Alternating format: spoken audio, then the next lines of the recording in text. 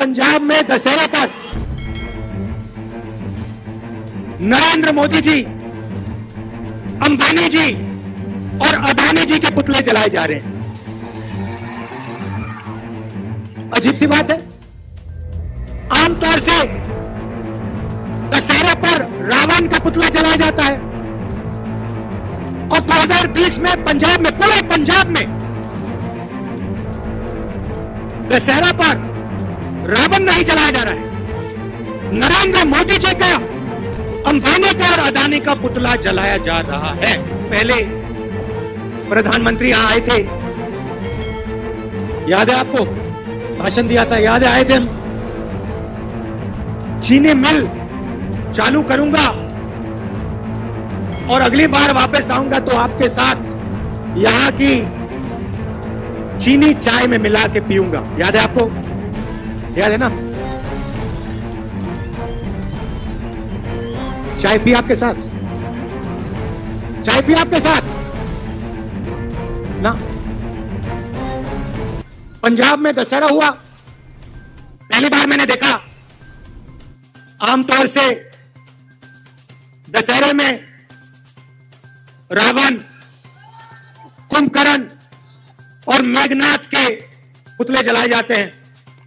पहली बार देखने को मिला। क्यों? कारण क्या है? आज हिंदुस्तान का किसान, पंजाब का किसान नरेंद्र मोदी जी का पुतला क्यों जला रहा है? बड़ा सवाल है। नरेंद्र मोदी देश के प्रधानमंत्री है और दुख की बात है कि दशहरे पर देश के प्रधानमंत्री का पुतला जलाया जा रहा है। खुशी की बात नहीं, दुख की बात। कारण क्या है? कारण यह है कि जो नीतीश जी ने बिहार के साथ 2006 में किया, वो आज नरेंद्र मोदी जी पंजाब, हरियाणा और पूरे हिंदुस्तान के साथ कर रहे हैं। देखिए भाई और बहनों, शहर का सहारा गांव होता है, गांव का सहारा किसान होता है और किसान का सहारा उसका खेत होता है। खेत के बिना, किसान के बिना शहर नहीं चल सकता। यह हिंदुस्तान की सच्चाई है। और ये जो 3 कानून नरेंद्र मोदी लाए हैं, जिसका पहले पायलट प्रोजेक्ट बिहार में किया गया था, ये 3 कानून हिंदुस्तान के, बिहार के किसान पर आक्रमण है, आपके खेतों पर आक्रमण है। बिहार में 2006 में मंडी के सिस्टम को नष्ट किया गया था, एमएसपी के सिस्टम को नष्ट किया गया था और आज गन्ना का किसान, गेहूं का किसान, धान का किसान समझता है कि उसे अपने माल के लिए सही दाम नहीं मिल सकता, चाहे वो कुछ भी कर ले, चाहे वो कुछ भी कर ले। बिहार के किसान को अपनी मेहनत के लिए, अपने खून पसीने के लिए सही दाम नहीं मिल सकता। और इसीलिए ये जो आज युवा आए हैं, इन सबको अपने प्यारे प्रदेश को छोड़ना पड़ा। ये मुंबई जाते हैं, बेंगलोर जाते हैं, दिल्ली जाते हैं, ये खुशी से नहीं जाते हैं। ये इसलिए जाते हैं क्योंकि बिहार को नष्ट कर दिया गया। आप याद रखिए, बिहार की जगह को समझिए, बिहार की शक्ति को समझिए। जब महात्मा गांधी दुनिया की सबसे बड़ी शक्ति से लड़ने जा रहे थे, सुपर पावर था, इंग्लैंड उस समय का सुपर पावर था, दुनिया का सबसे पावरफुल देश था। जब गांधी जी हिंदुस्तान की शक्ति का प्रयोग करना चाह रहे थे, तो हरियाणा नहीं गए, वो केरल नहीं गए, वो उत्तर प्रदेश नहीं गए, वो चंपारण गए, वो बिहार में गए। ये उधर आए, वो इधर आए, क्योंकि उन्हें मालूम था वो हिंदुस्तान को समझते थे। उन्हें मालूम था अगर हिंदुस्तान को खड़ा करना है, अगर हिंदुस्तान को अंग्रेजों से लड़ना है, तो लड़ाई बिहार से शुरू होगी, चंपारण से शुरू होगी। यह आपकी जगह है। आज आप जाते हो, आपको बताया जाता है, बिहार के युवाओं को बताया जाता है, सपना देखो, अपनी जिंदगी बनाओ, रोजगार ढूंढो। युवा पूछता है सपना कहां बनाऊं, रोजगार कहां मिलेगा? आपको जवाब मिलता है बिहार में नहीं,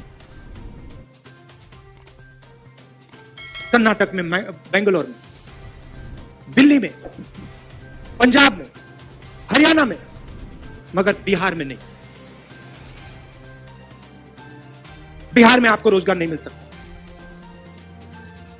यह आपकी सच्चाई है और यह आपकी गलती नहीं। आप यह मत सोचिए कि बिहार के किसान में कोई कमी है, बिहार के युवा में कोई कमी है। नहीं, कमी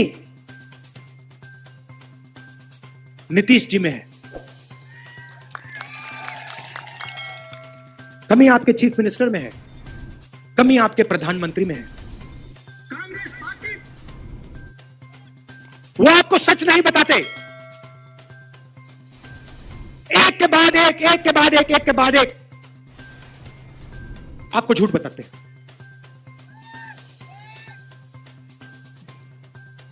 2 लाख युवाओं को नरेंद्र मोदी ने, 2 करोड़ युवाओं को, 2 करोड़ युवाओं को नरेंद्र मोदी ने हर साल रोजगार देने का वायदा किया था। क्या नाम है तुम्हारा? हां, दीपक गुप्ता को नरेंद्र मोदी जी ने नौकरी से निकाल के भगाया। दीपक गुप्ता बिहार के लिए काम करना चाहते हैं। पहले क्या करते थे दीपक जी? दिल्ली मेट्रो। देखिए भैया, मुझे बताओ बिहार मेट्रो में आपने क्यों नहीं नौकरी ढूंढी? मेट्रो है ही नहीं।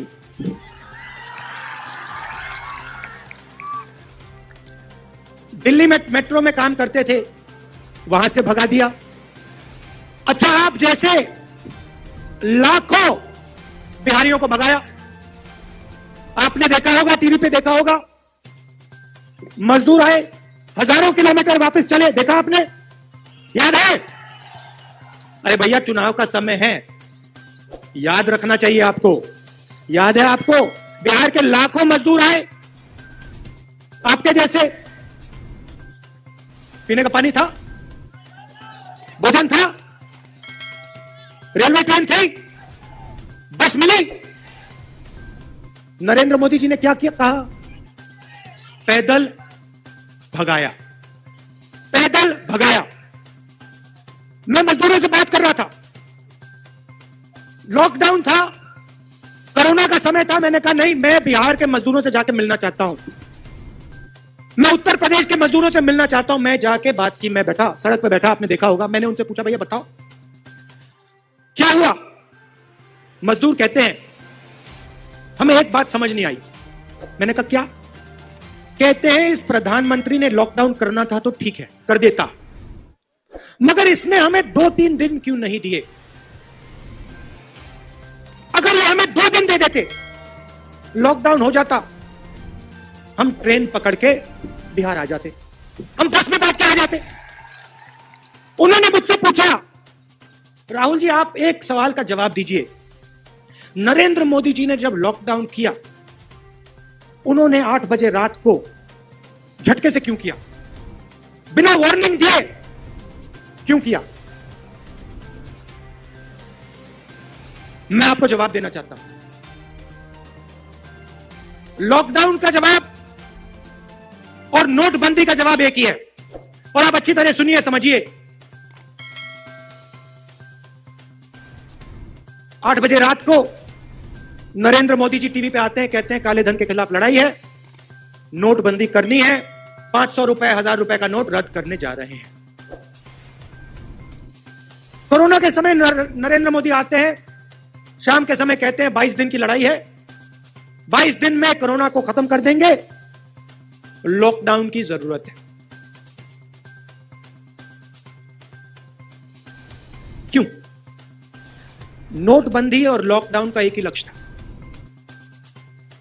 जो हमारे छोटे किसान हैं,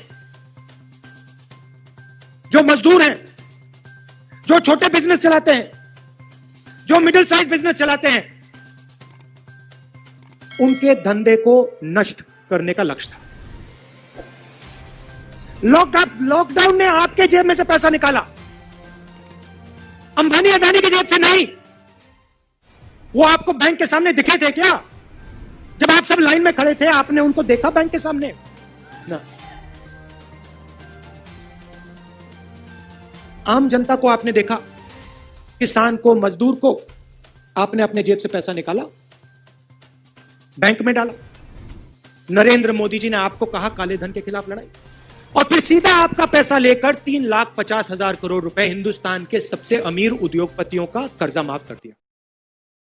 सब्सक्राइब कीजिए न्यूज रिएक्शन चैनल को और प्रेस कीजिए नोटिफिकेशन बेल को ताकि आप पास के लेटेस्ट न्यूज अपडेट्स सबसे पहले